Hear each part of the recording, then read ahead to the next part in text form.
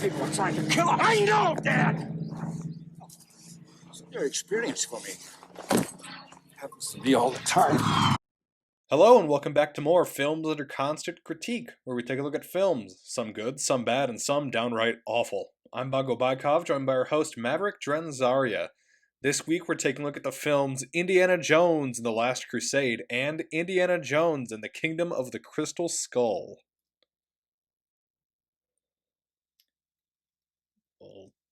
We'll start with the better one first. The Last Crusade, that was released May 24th, 1989, during a very crowded summer movie season. Because Batman also came out. Ooh. Lethal Weapon 2 also came out at that time. Star Trek 5. There were a lot of sequels. Wow. In that time. Yeah. License to Kill, it wasn't a problem for this movie because it was the highest grossing film of 1989.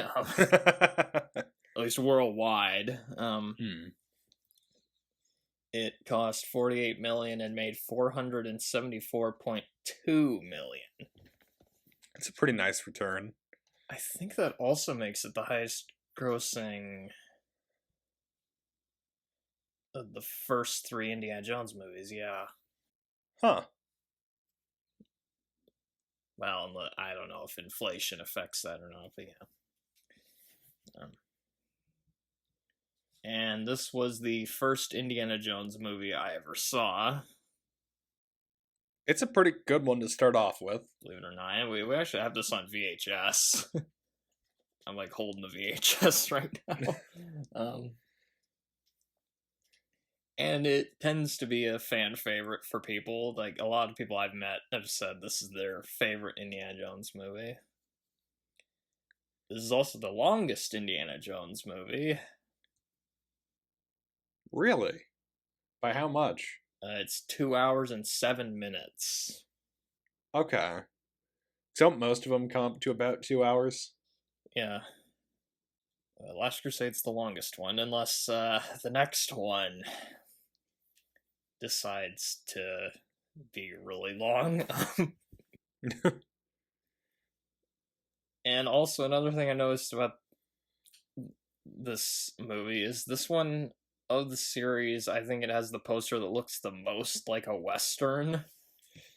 Yeah, I'm looking at the one that's up on the Wikipedia page, and then it definitely looks like one. I mean, you have him like he's wearing the hat that kind of looks like a cowboy hat, and then there's also a picture of him riding the horse, Yeah. And the taglines for this are interesting. It's always a good sign. Have the adventure of your life, keeping up with the Joneses. Okay. Not a fan of that one. And an even sillier one. The man with the hat is back. And this time, he's bringing his dad. Who came up with these? Okay, so the cast. Harrison. A lot of returning cast members. Not just from the first movie, but also from the show in general. Or I guess the podcast in general. Yeah, some of them, yeah. Harrison Ford, obviously. Yep. Which, I think thanks to this series, he's going to be like one of the most recurring actors we've had on this podcast. I think you're right. He'll be in second place once we've gotten through this and Kingdom of the Crystal Skull. Who's in first? Anthony Daniels. Oh, yeah. C-3PO. And we also have a lot of actors who appeared in James Bond movies in this. Yep, including James Bond himself. Yes. Yeah, my good pal Sean Connery is in this. First time we've had him on the podcast. This is also the first movie I saw him in, too, so that's pretty fitting. Yeah. I mean, just having Harrison Ford and Sean Connery in the same movie, that's already enough. I mean... And they do have pretty good, like, chemistry with one another throughout the movie as well. They have great chemistry, yeah.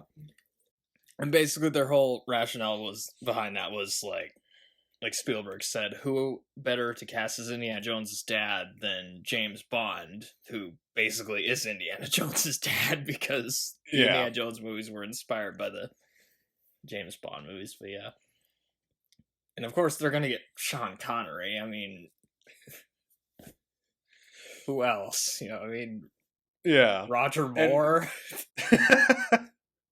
and this is jumping the gun a little bit, but George Lazenby as Indiana Jones' dad. But Sean Connery looks like he's having the time of his life in this movie. I think I've read some quotes from him. He said he had a lot of fun making this movie, so yeah, it definitely shows. Because he was known for, like, sometimes not getting along with the directors, but he got along pretty well with Steven Spielberg, thankfully, so... That's good. Julian Glover, which... he has quite an extensive filmography, including playing the main Bond villain in Free Rise Only. Huh. And they kind of do a similar thing there as they do in this movie, where you think he's an ally to the main character, but then it turns out he's the villain. How do you get typecast in that role? It's not the only time he's played villain either, because he's also in The Empire Strikes Back. Yep, as General Veers, which technically makes him a returning cast member. It does, yes. And he's also in Game of Thrones. Oh, really? And Harry Potter and the Chamber of Secrets. And I was shocked when I found out who he plays in that. He plays the voice of Hagrid's pet spider, Aragog. Yeah, I did not know that. I didn't know that was him. Ah. Alison Doody, kind of an unfortunate last name. She played the Bond girl Jenny Flex in A View to a Kill. There's a lot of Bond actors in this, huh? Yeah. And not only that, she was also in the movie Taffin, which starred Pierce Brosnan. But that was before he played James Bond, so... Denholm Elliott, of course, he's back as Marcus Brody. Yep. As is John Rhys Davies. And that's also a James Bond connection, because he was in The Living Daylights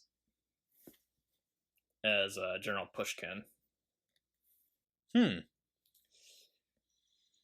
Michael Byrne, who he plays Vogel. He was in Tomorrow Never Dies, another James Bond movie. Lots of Bond actors. Pat Roach, and guess what? He's also in a James Bond movie. He was in Never Say Never Again, where he had a fight scene with Sean Connery. And of course, Pat Roach, he's been on the podcast several times before this. You know, he's gonna be another actor who has been on here a number of times. And Pat Roach was supposed to have a fight scene in this movie, but unfortunately, it was cut. So he's only on screen for like 10 seconds in this one.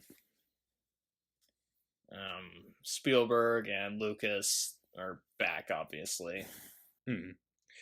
Oh, you forgot the most important cast member that's also been on this show before. Oh shit, who'd I forget?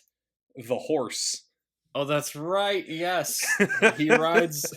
I'm glad you brought that up. I did mention that in the Rambo podcast. But yes, Indiana Jones does ride the same horse that Rambo did in Rambo 3. So, before they settled on the Holy Grail plot, there were several other ideas thrown out there. Did any of them involve aliens? Not yet. That's not until the next movie. You're jumping the gun a bit.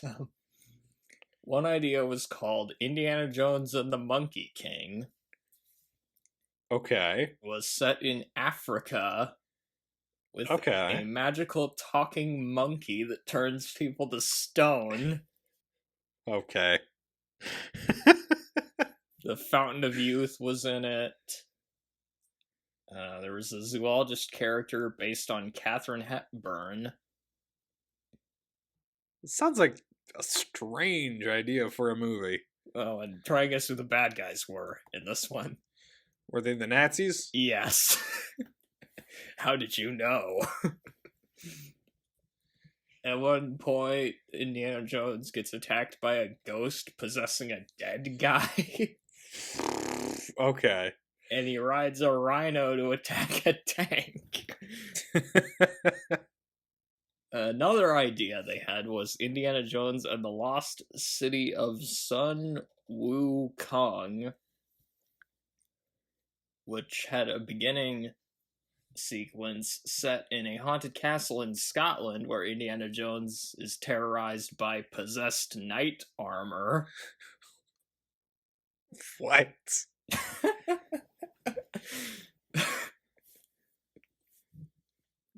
He goes to Africa to search for a pygmy. Oh god, so this is gonna be racist then? One of the Nazi bad guys is named Lieutenant Werner von Mephisto.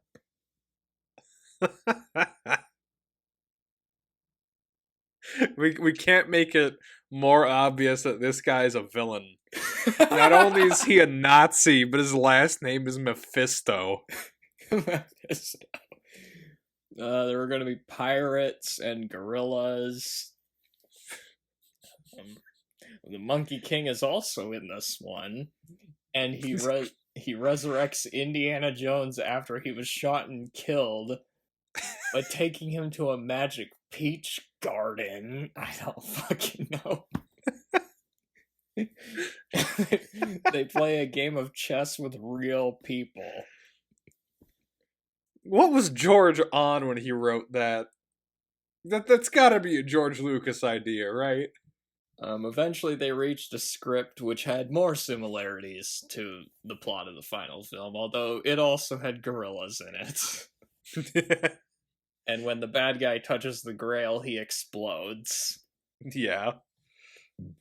When Indiana Jones' dad touches it, he climbs a stairway to heaven.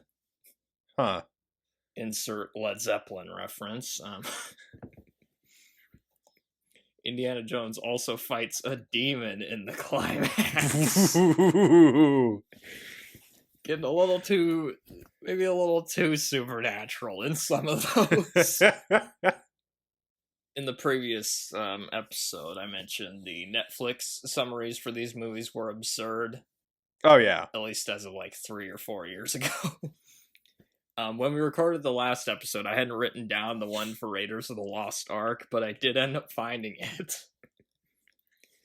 Okay. So the summary for Raiders was, to stop Hitler, he'll take on a devious rival, an old flame, an army of Nazis, and snakes. Lots of snakes. I'll be real. I'd watch that movie based on the description. You did watch it. It's called Raiders of the Lost Ark. That's such a strange way to describe the film, though. Okay, do you want to hear the one for Last Crusade? Yes. And then later I'll do the one for Crystal Skull. So Last Crusade, this time he's after the Holy Grail. Doesn't sound too bad so far. Okay. But the Nazis and snakes are back, and his dad's not making things any easier. I like how this seems to imply it's the same group of snakes from the first movie. I hadn't even thought of that. Oh, the Nazis have like a snake platoon specifically to fight Indiana Jones. because they know he's scared of snakes. Yeah. I've mentioned before, this was the first Indiana Jones movie I ever saw, so obviously I have a lot of nostalgia for this one, and this might be the one I've seen the most. Because watching this movie, I recognized almost every line of dialogue. Yeah, it is a very memorable movie. and I actually own the soundtrack on CD. Oh, really? Found it at a garage sale years ago. Huh. And yeah, it's a great movie. It's a toss-up between this and Monty Python for who did the better Holy Grail movie.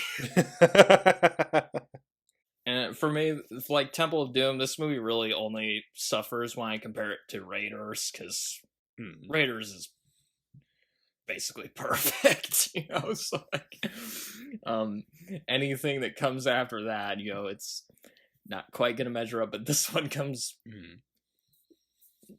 pretty damn close. Although it kind of, watching it again though, sometimes I have noticed the past few times it does feel a little been there, done that when you compare it to Raiders, you know, where you got the Nazis are the bad guys again. They have to go after like a biblical artifact, you know, just all that. It's the most lighthearted out of all the movies. I will say it does have the most quotable lines out of the series. Yes. It has probably the best dialogue of the series. And I think, at least for me, it's got one of the more interesting character relationships in just seeing how Indy and his father act with one another. Yeah, it gives it more of like an emotional like connection and a little more character development. Like watching it again, I can definitely see why a lot of people say this is their favorite Indiana Jones movie. Like I prefer Raiders personally, but you know. But this, I mean, again, like most movies aren't as good as Raiders. So, you know, that's like, yeah, because it's a very funny movie. It's very entertaining. It's got good emotional stakes. I did nitpick this one a little bit more while watching it than the first two, at least on these past few rewatches. But overall, I do really love this movie. It's pretty great. And I'll get into more of my thoughts while we're going through what it's about. And let me guess, it's your favorite movie of the podcast.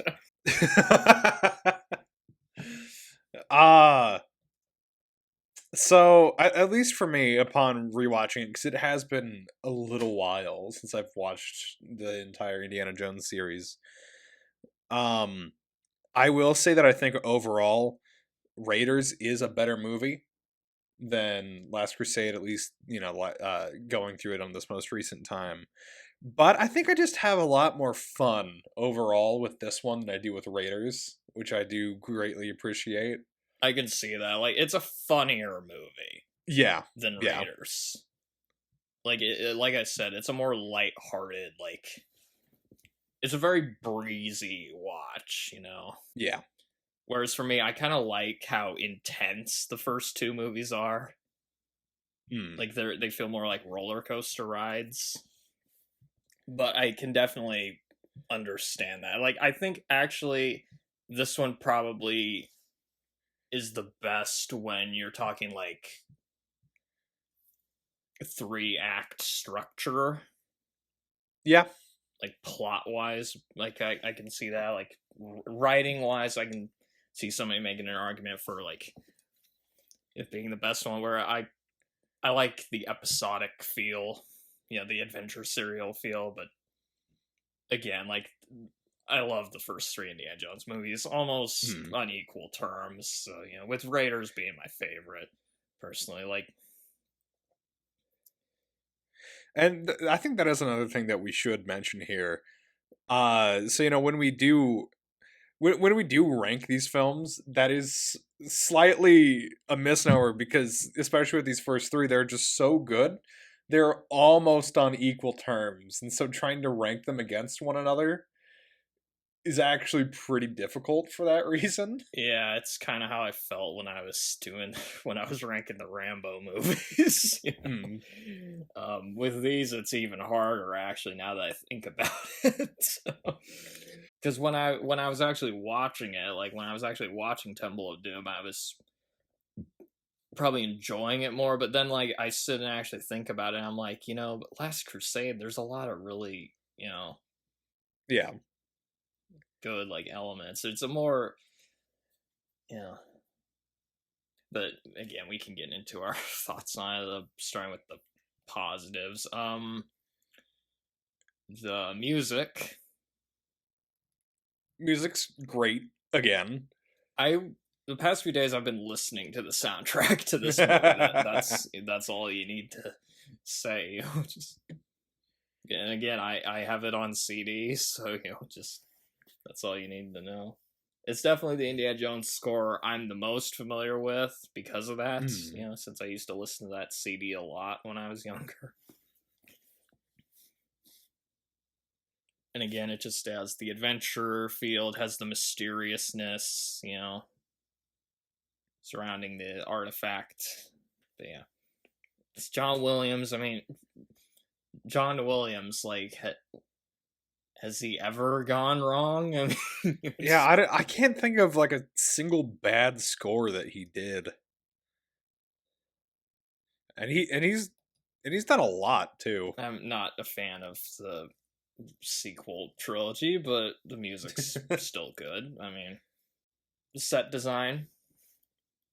It's fantastic again. Often I couldn't tell which were actual buildings and which ones were built for the movie, so good job there. I also think directing wise, this one feels the most confident and sophisticated of the movies. Like, it has a more polished look to it. Yeah.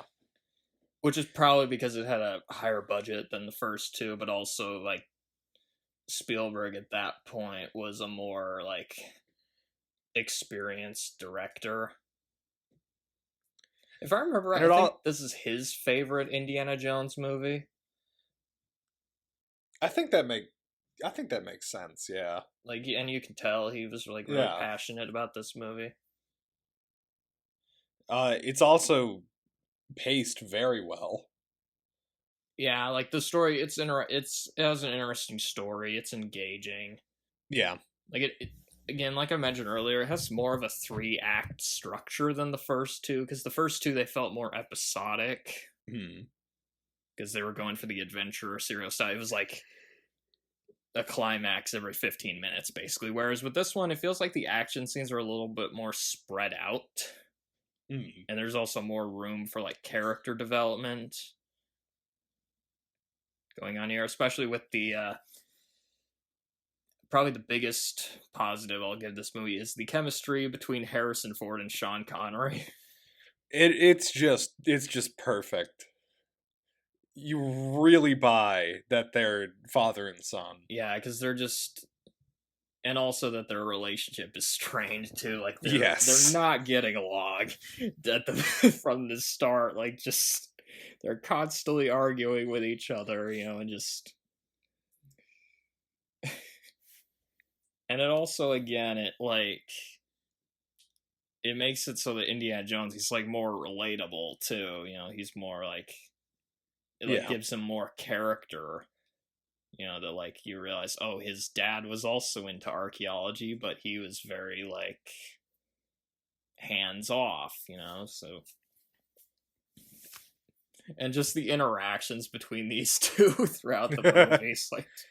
And it really can, like when they're showing their relationship, it really can swing between like goofy and very serious pretty well. Yeah.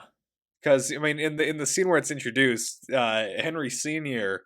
knocks Indiana over the head with a vase. Yeah. And he's sort of lamenting the fact that he had to destroy such a priceless artifact before finding out that it was a fake. It's a fake, yeah. And then later on in the movie, you have that scene in the Zeppelin where Indy's just kind of venting his frustration about his about Henry never being there for him. Yeah, that's a good scene right there. It's also just, it was a very different role for Sean Connery. Yeah, because usually in a movie he's like more this like badass, like serious, suave type character, like as James Bond or in like The Rock or Hunt for Red October, just... Whereas here, he's more of this, like, goofy, proper Goofy. professor type. Yeah. He's, like, so appalled by his son, like, killing people and stuff, like, just... by people shooting at them. There are people shooting at us. I know, Dad. This is a new experience for me. Happens to me all the time.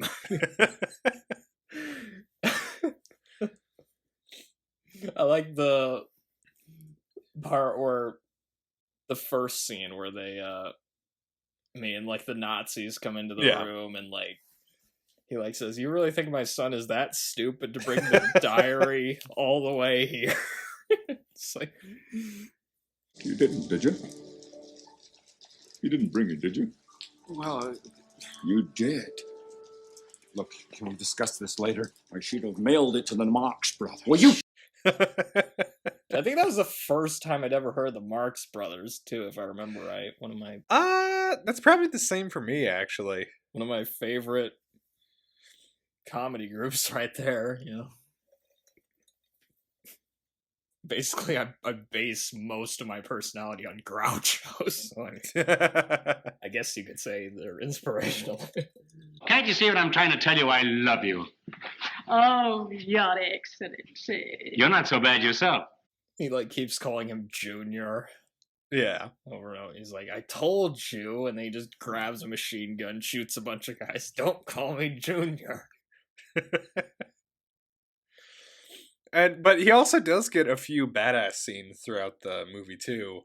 Like when they're fighting off the planes that are shooting at him and he's able to bring it down by scaring a bunch of like seagulls into flying up and hitting the plane. That part's so ridiculous, but yeah, it is fun. That feels like something that'd be in one of the Roger Moore Bond movies. Right Yeah. there. But yeah, it is fitting his character though, because that's another thing is he's more of like a bumbling character. Like he's good at like he's better at like office work. He's not good at like field work, so he's constantly messing things up for Indians. Like when he shoots the back of their biplane as they're trying to get away from the Nazis. "I'm sorry, son, they got us." They got us. Or when I just thought when he like is trying to like put out like the fire, he's like saying the floor is on fire and the chair. The floor's on fire. And the chair. Yeah. Gonna be hearing a lot of bad Sean Connery impressions during this. I also like the scene, so speaking of when they're tied up in the chair, they make their way over to the fireplace and it spins around. Yeah. And they stop and they're in like a Nazi command center and turn back around into the fire. And he just goes, "Our situation has not improved." It does make me wonder though, like when you having Sean Connery in this, like how this movie would have been like if they had a different James Bond actor. Roger Moore as Indiana Jones's dad. Or George Lazenby. They could have made it really funny and cast Pierce Brosnan, who I'm pretty sure is younger than Harrison Ford. Yeah, definitely. Timothy Dalton's younger than Harrison Ford. Hell, I mean, the age gap between Sean Connery and Harrison Ford isn't even that huge either. It's only like 12 years. Oh, wow. So there's no way that he could really be his dad. Which, again, that really shows you their acting skills, that you like. Yeah. And part of it is also just Sean Connery just... he reached a point in his life where he just started looking 70 in every movie, like, even though he was only in his 50s. Yeah. It's kind of like the John Carpenter curse. John Carpenter. Where he just looks like he's been 80 his entire life. Yeah. Or Steve Martin. And again, the dialogue just between the characters is great. Yeah. Another memorable character, even though he's not in it that much, is the Grail Knight. Yes. He's only in like one scene, but he really makes an impression. I mean, he has one of the most famous lines in the series. Yeah. Sorry, two. He has two. Yeah. He chose poorly. And you've chosen wisely. It's like... And this movie continues in the footsteps of the first two in making somebody suffer a horrible death at the hands of the artifact. In this case, it's Walter Donovan. He drinks from the wrong cup and then decays rapidly. It's a pretty good effect. That was apparently a very early computer effect. Oh, really? There, yeah. Well, some of it. Some of it's also a dummy, but yeah. Another interesting character that makes an appearance in this film, Hitler. Hitler, that's right. Yep. Played by Michael Schurd, who has played Hitler 5 times. And not only that, he's another returning actor. He's another actor that was in The Empire Strikes Back. Oh, good. He plays Admiral Ozzel. He gets choked to death by Darth Vader. And I always like to joke that Vader killed Hitler in that movie. But yeah, imagine getting typecast as fucking Hitler of all people. That's gotta be one of the worst fates out there. That is a funny scene though, like how he's just at a book burning rally. And Hitler just thinks it's his personal diary when he bumps into Indy, and so he signs it. Because he's disguised as a Nazi, so yeah. Yeah. And then his dad, oh man, imagine his dad flips through that book and like sees Hitler's autograph in there. But just imagine though, like, I mean, because the whole movie could have ended right there. It really could have, if just one person recognized him. Oh, another thing, another actor we forgot to mention, River Phoenix is in this. Yep. As the young Indiana Jones. Yeah, but not the young Indiana Jones from the show. No. The young Indiana Jones. So. And the reason he was cast is because he played Harrison Ford's son in The Mosquito Coast. Oh, really? And because he also just looks a lot like a young Harrison Ford. Mm. And he's pretty good in the movie. He's not in it for that long, but yeah, you could definitely buy him as a younger version of Indiana Jones. And the opening is kind of weird, though, because... It's strange, because it's almost trying to be like a backstory for Indy. Basically, the opening turns him into Indiana Jones. Yeah. And, like, the last 2 times I've watched this, I felt like the opening kind of slowed things down a little bit. It's very much a non sequitur. It's, like, not at all related. Which, granted, to the rest of the movie. The openings in the first 2 movies didn't have a whole lot to do with the plots. But, well, there was a bit of a segue, just like... Yeah. Because the first one introduces Belloc, and the second one takes them to India. So there is some setup for the plot. This one, there's not really anything. Yeah, the Cross of Coronado really doesn't come back. I guess you do see his dad and his dog, and that kind of sets things up. So and his hat. He gets his hat. I do like the part on the train, though. Yeah, I like the magic box. That part was kind of fun. I like the snakes. This is how he got his fear of snakes, apparently. It's also how he got that scar in his chin. And it's how he got his whip. Yeah. And there's like a rhino and a lion, because it's like a circus train, if I remember right. This intro basically did what the movie Solo did for Han Solo. Kind of, yeah, it kind of does do that. Oh, damn it. If River Phoenix was still alive, they could have cast him as Han Solo. Oh, they could have. Also, the guy wearing the fedora hat, during that opening, he kind of sounded a little like Clint Eastwood to me. A little. It wouldn't surprise me if he was trying to sound like him. Yeah. Kind of looks like Wait. a little bit like him, but yeah. Which, fun fact, he was in Friday the 13th, A New Beginning. Of course I'm not going to remember that. That movie sucked. You have a Friday the 13th movie, and Jason's not even the killer. It's some random paramedic dude. The opening does have one of my favorite lines in this movie. Yeah. And also one of the lines I associate with Indiana Jones, which is, "It belongs in a museum." Yeah, that's right. That is where it... And then later on, when he's on that boat and there's that dude in the white hat, like... That belongs in a museum. So do you. It's one of my favorite exchanges in the movie.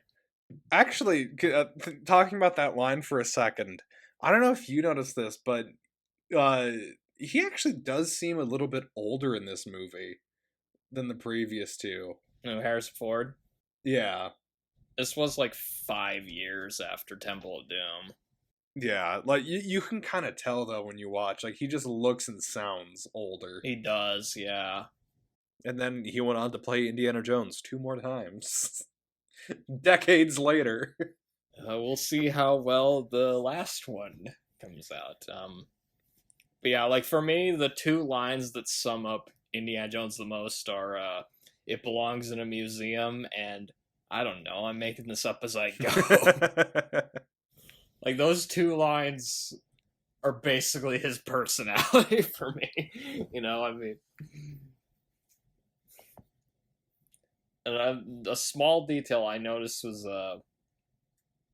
when Donovan's wife comes into the room during the scene where Indiana Jones meets Walter Donovan the first time.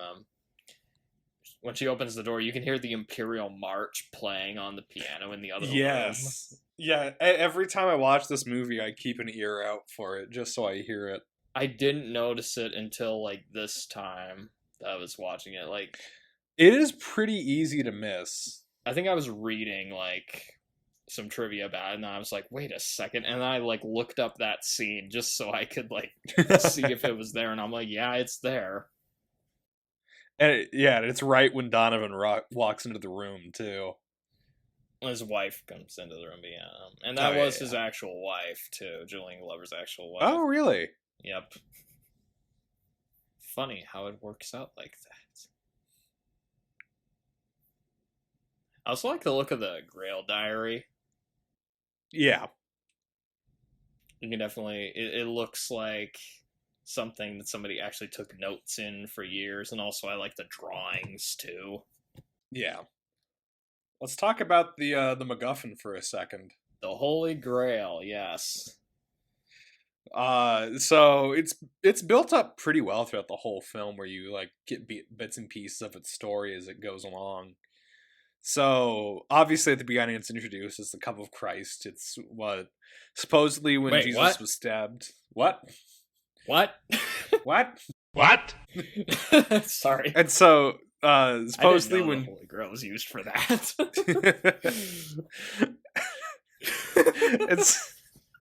And so supposedly when Jesus was on the cross, when he was stabbed with the spear, that cup was used to collect his blood, and whoever drinks from it will receive eternal life. And so there's like a series of clues that Indy has to follow. So this is the second time in this series where somebody's drank from a goblet with somebody's blood in it. Yes. Because in the previous one, it was the blood of Kali, and then in this one, it's the blood of Jesus. That might be a little sacrilegious now that I think about it. but yeah, they build it up pretty well, and also how they're like saying it. If you drink it, you get eternal life. Too, you know, it's not just some like random thing where like, oh, it has psychic powers or aliens. Oh, wait a minute, I'm getting ahead of myself. And the design of the Grail is interesting. Yeah. Because they essentially they reach a room where it's a bunch of fake grails and the real grail. And so the way that Indy knows which one's the real grail is because it's the cup of a carpenter. It's like a humble looking cup. I wonder, did the Grail Knight know which one? Like, Well, he had to because he was drinking from it. or did he forget which one was the real one? I guess, yeah, he's been in that room for quite a while. He would have had to be like, Jesus. Oh, and if you're unlucky enough to drink from the wrong grail, you get disintegrated. Yeah, Donovan really just. He gave Indiana Jones the advice, don't trust anyone, and then he just trusts Elsa because I guess He assumed she was on his side. Yeah. Although she didn't know what the real Grail looked like either. I mean, literally.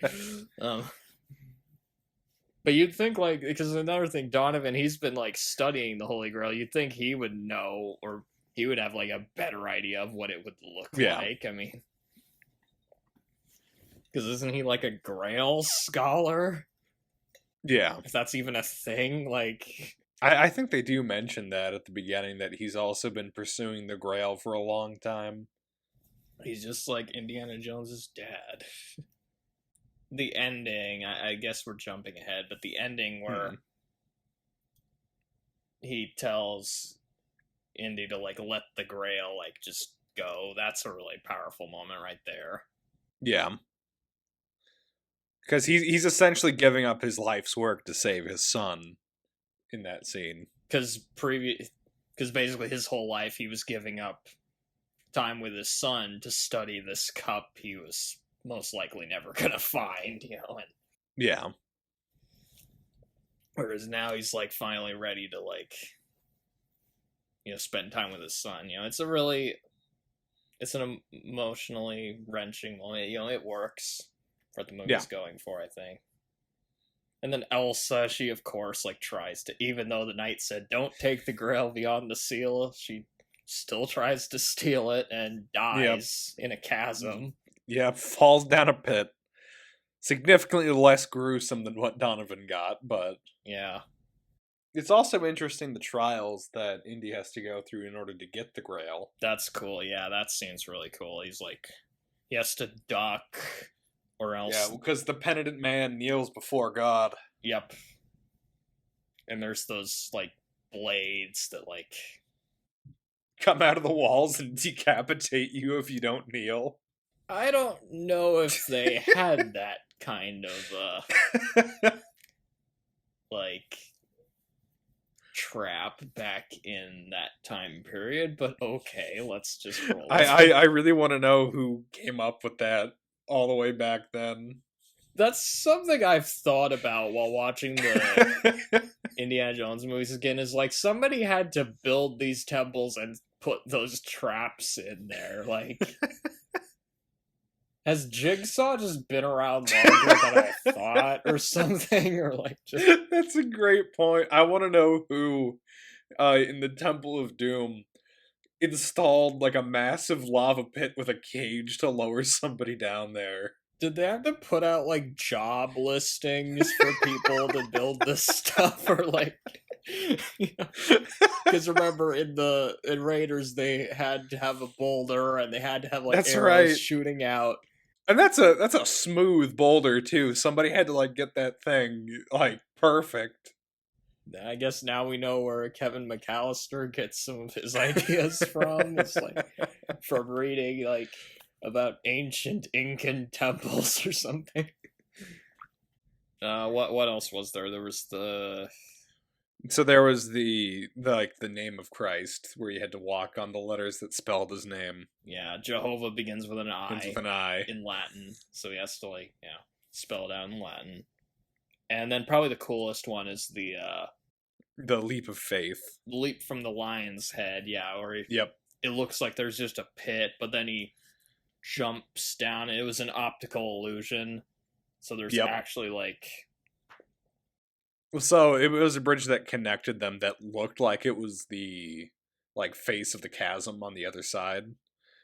And so he ends up throwing a bunch of, like, pebbles and dust and dirt to make it more obvious for everyone else that's following him. That would have been hard to build that thing. Jesus. Like, how Yes. to make it look You would like... have to be standing at the exact right angle for that to work. Because if you leaned over the side just a little bit, you'd be able to tell that it was a bridge. The special effect was really good, though. Like, the miniature. Oh, it was, like, yeah. It looks really cool, you know? I just... Again, though, if you watch the Indiana Jones movies for realism, you're not gonna... you're not gonna get that. I like that Marcus Brody and Sala get more to do in this one. Yeah. It's fun, especially to see Sala again. There's a really funny part where when they find out like some of the pages of the Grail diary were ripped out. And also it's like, oh, Marcus Brody probably has them, and they're like they need to find Marcus. And then Indiana Jones, he goes on this long like monologue. He gives this description of Marcus. Like, Marcus knows everybody, knows at least one person in every town from here to the Sudan. He speaks 12 different languages, knows all the local customs. He'll blend in, disappear. With any luck, he's got the Grail already. And then it cuts immediately to Marcus looking completely lost. Like, standing out super obviously. Going, does anyone understand a word that I'm saying? Yeah, it's so funny.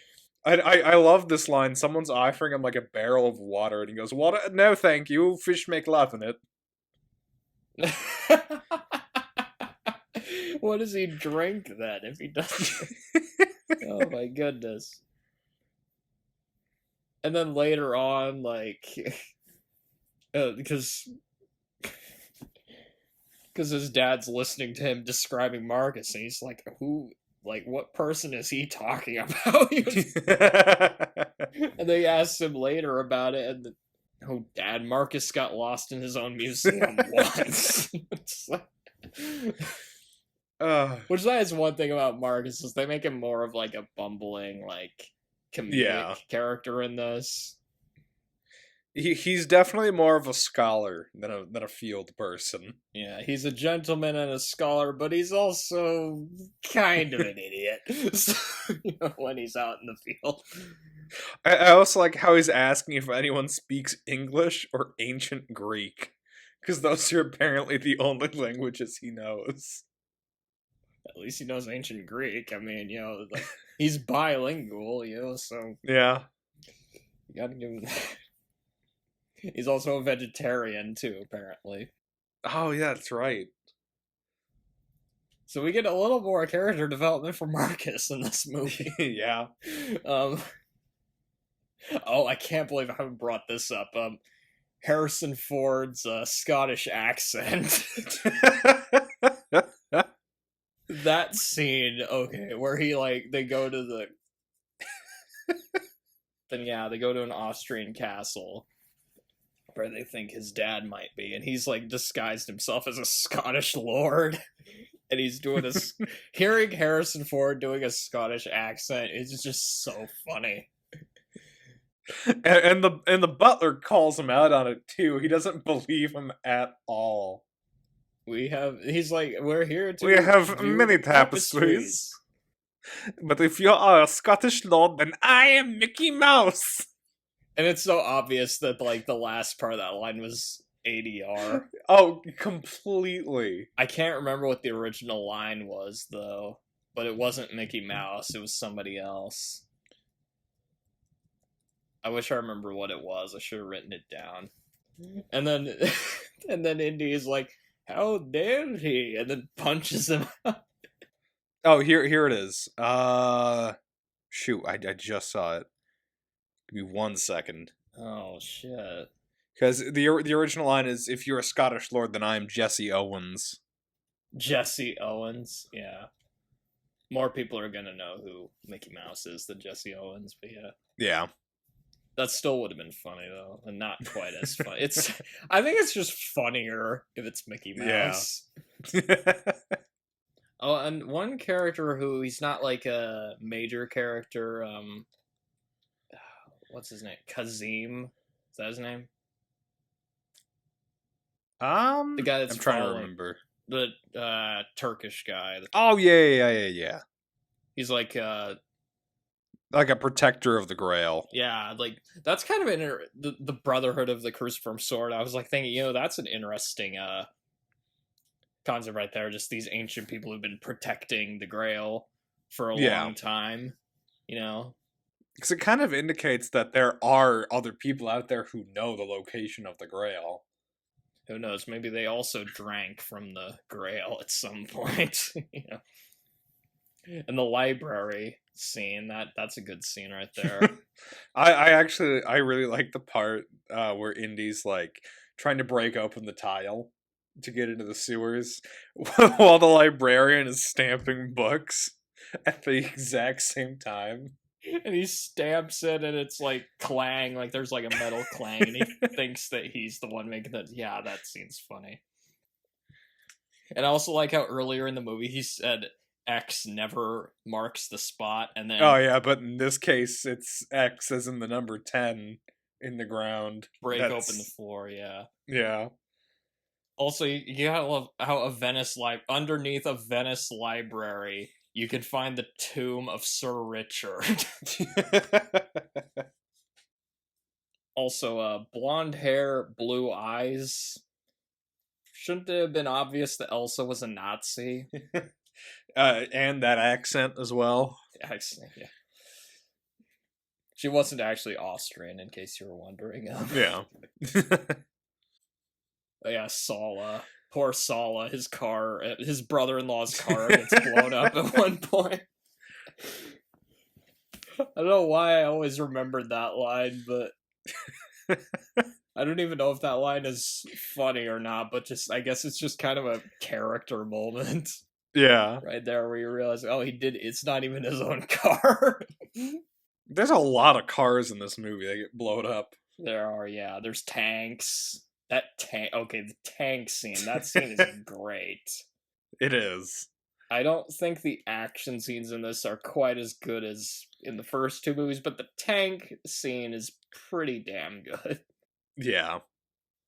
Fighting. There's so much to talk about with that scene alone. Like, where do you start? Because it manages to use all of like the main characters within the fight as well. That's true, yeah, because his dad is inside the tank and he's like trying to get a gun. He like sprays a dude with a fountain pen at one point, and then Marcus makes some dumb comment where he says, "Oh, the pen is mightier than the sword." You've got Indy getting the shit beat out of him on top of the tank. Oh, he's like, he gets dragged across the tank treads. Yeah. At one point. Jesus Christ. And then when the one part of the tank is up against the wall about to He's crush trying him. to ram Indy into the wall, yeah. It's a pretty good fight scene right there. And it even has a pretty emotional ending where Henry Sr. thinks that Indy's dead. And he basically goes on this short little thing about how he wishes he had at least 5 more minutes just to talk to him again, basically. But And let then him know how he feels. he's still alive. He didn't actually fall over the cliff, apparently. But yeah.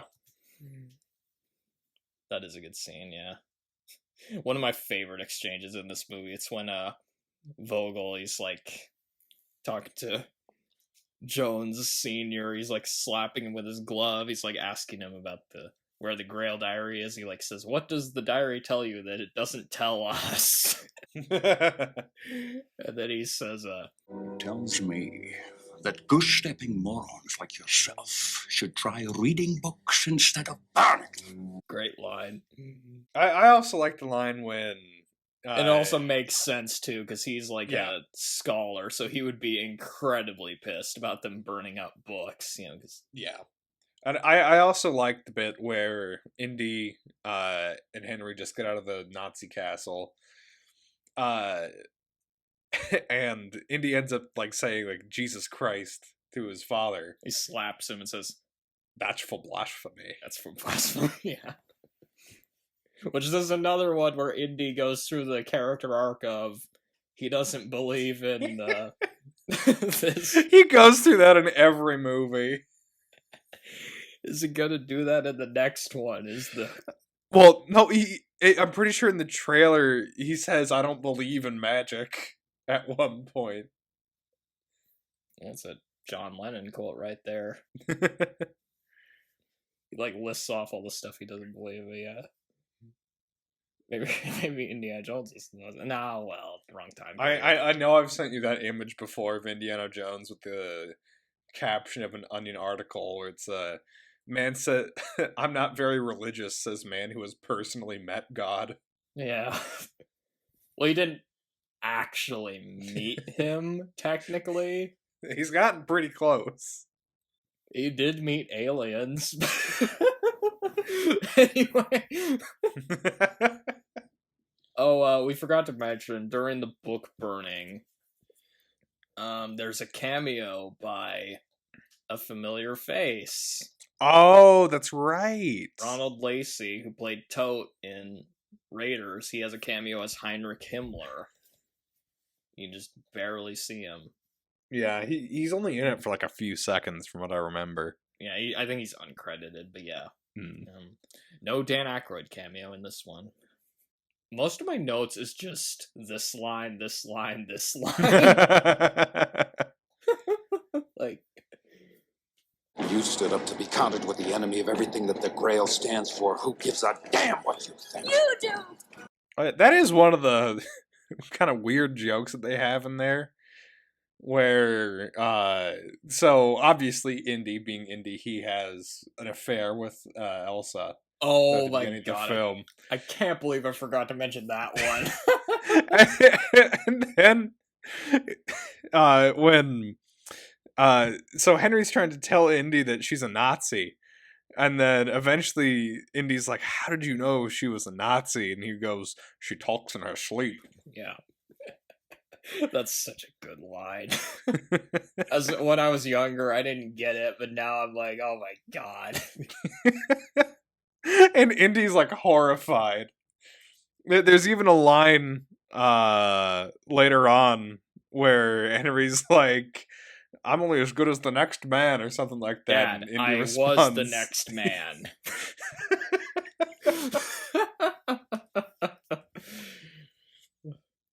Oh, about the she talks in her sleep line, apparently Sean Connery ad-libbed that line. Although this is not the first take of that line. Really? Apparently it was so funny that they had to reshoot it because the entire crew laughed at it. So That's pretty good, actually. I also like the part where Indiana Jones dresses as they're up in the Zeppelin. Yeah. He's like dressed as like a ticket taker. I don't know what the fuck they're called. Yeah. But he like goes up to Vogel and like asks him if he has a ticket, and then he throws him out of the Zeppelin onto some luggage, and then says no tickets. And everyone rushes to get their tickets out. Although what's weird is earlier when he was like asking some of them for tickets, they didn't understand what he was saying, so he had to say it in German. Yeah, but they understood when he said no ticket. There's one minor scene that I thought was kind of amusing where Donovan's trying to give gold and valuables to the Turkish leader. Oh, yeah. And he's more interested in the Rolls Royce that they have. The Rolls Royce with the massive, like, Nazi eagle with swastika emblems on it. And they just give him the Rolls Royce. Donovan's got a couple of good lines throughout the movie, too. I like the one where he's talking about how Hitler's gonna go the way of the dodo while he's drinking from the cup of life, or something like that. I also like the one when he's about to head out for Berlin, and he reads, like, the telegram from Hitler that's saying to kill the 2 American conspirators, and he says, "Looks like Hitler's declared war on the Jones boys." Yeah, something like that. One of my favorite lines, this is from Indiana Jones himself, he like... I never expected to see you again. I'm like a bad penny. I always turn. That's a pretty good one, too. Another line that perfectly encapsulates Indy's character. It's kind of hard to talk about this one, I realize, because again, most of my notes is just this line. Good lines. Because there's a lot of good lines in this. I mean, I can't say them all, can I? You see, I was very bold with these first three.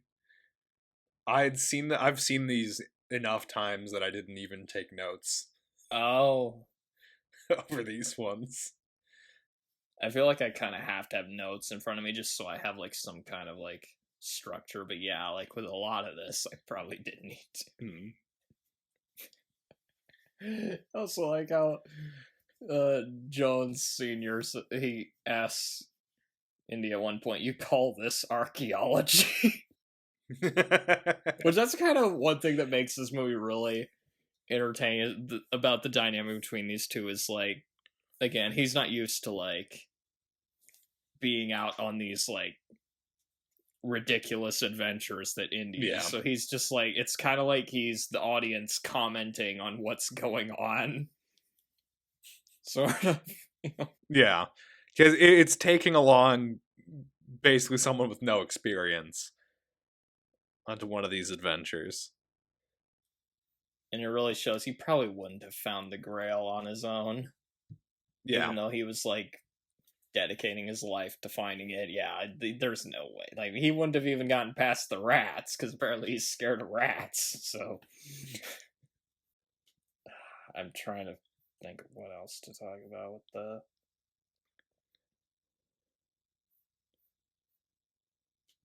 I guess if you have any negatives, we could move on to those. I'm just trying to think if there's anything else I need to... His Scottish accent, we talked about that. Oh, another line that's very Indiana Jones. Nazis. I hate these guys. Why wasn't that the tagline? Yeah, that would have been a much better tagline. Just Nazis. I hate these guys.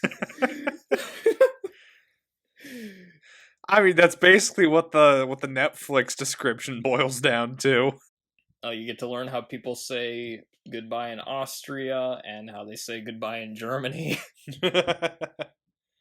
Apparently, Austrians say goodbye by kissing, and Germans say goodbye by punching someone in the face.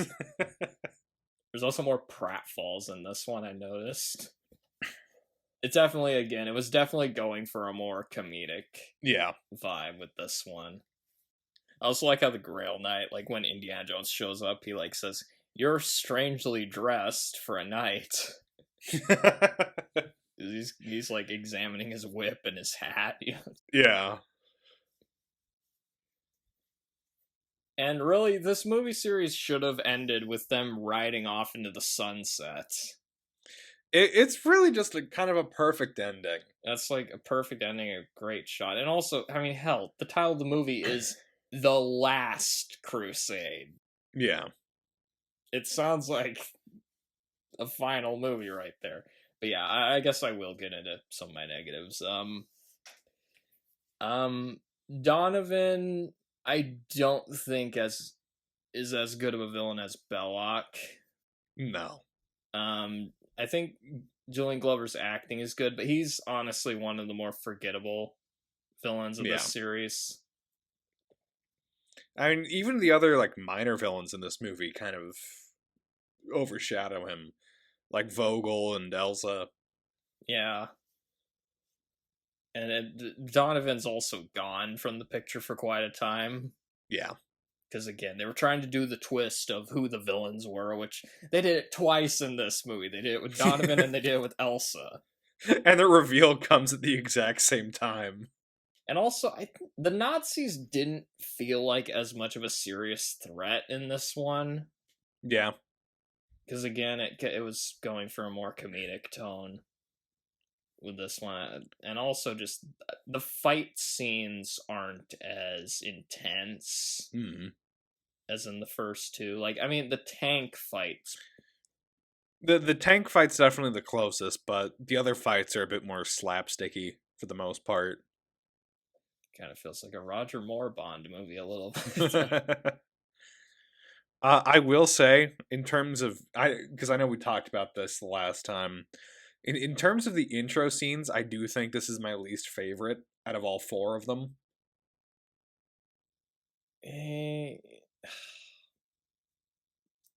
Like the stuff with the younger Indiana Jones. Yeah.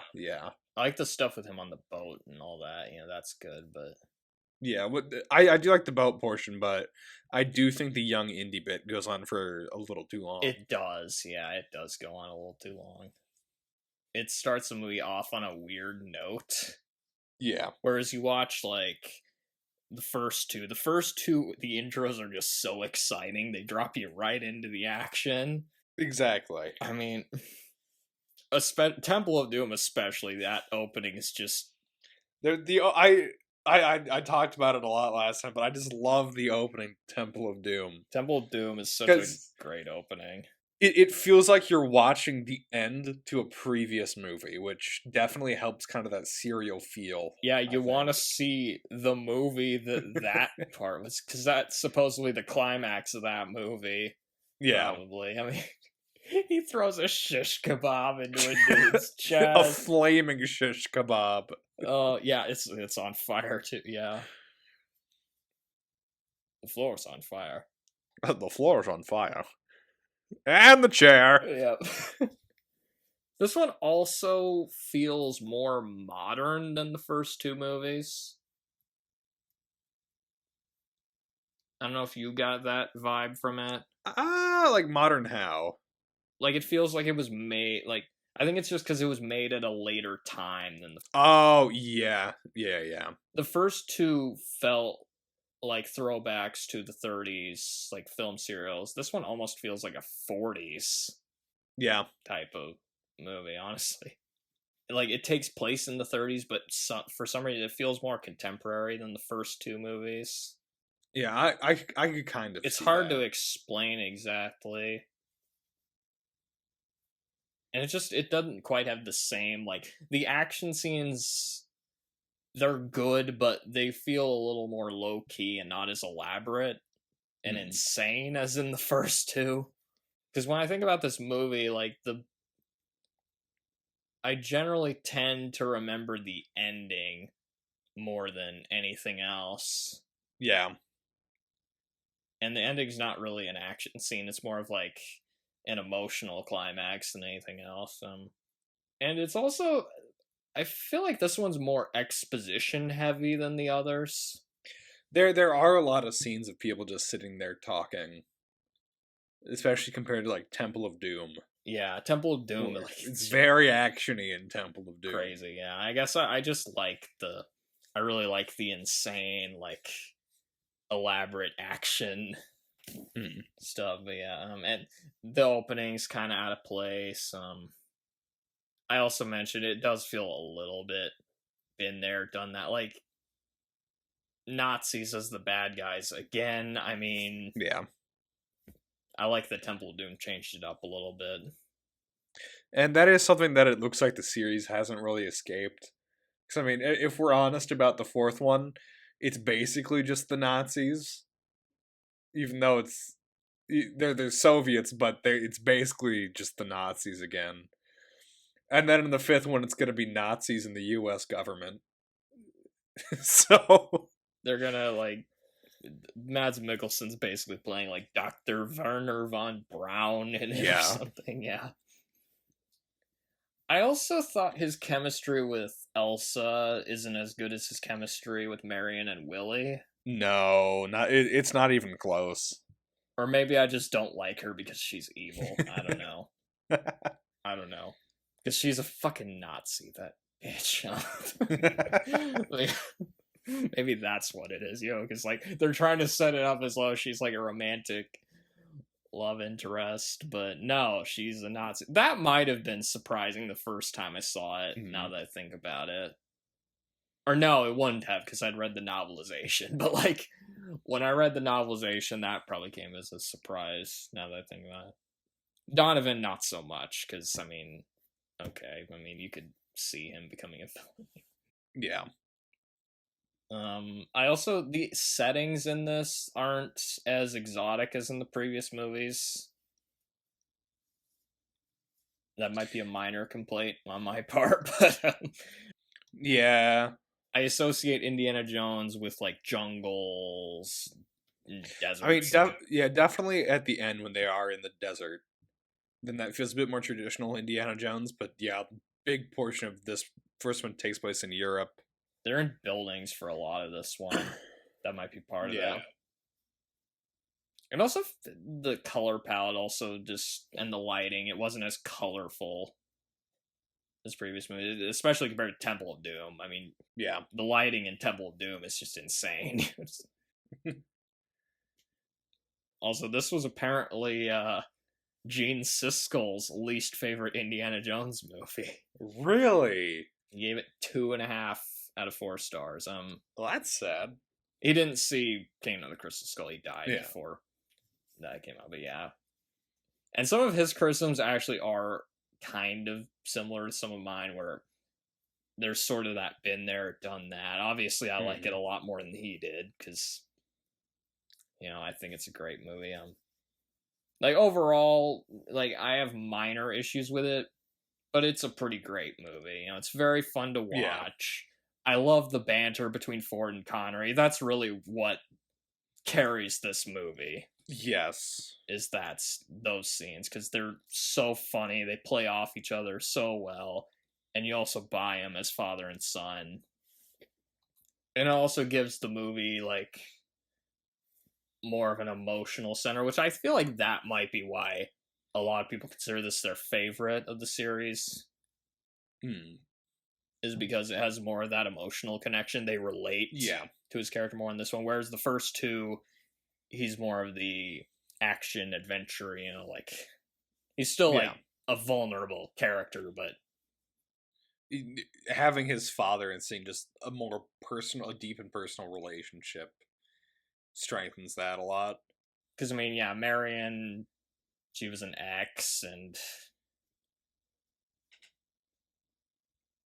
then he didn't really know Willie at all before that. Yeah, I mean, who relates to, I guess maybe there's some people that relate to Willie, but she's just like, it might be the best written of the series, at least from at least in terms of like dialogue and character development. Yeah. But there's a lot of great lines in this. This might be the one of the Indiana Jones movies. I think this is the one I quote the most. It is very quotable. Like, one of the first lines I think of when I think of Indiana Jones is, it belongs in a museum. Yeah, exactly. So do you! The ending is great. Like I said earlier, this would have been a perfect ending to the series. Yeah. But it wasn't.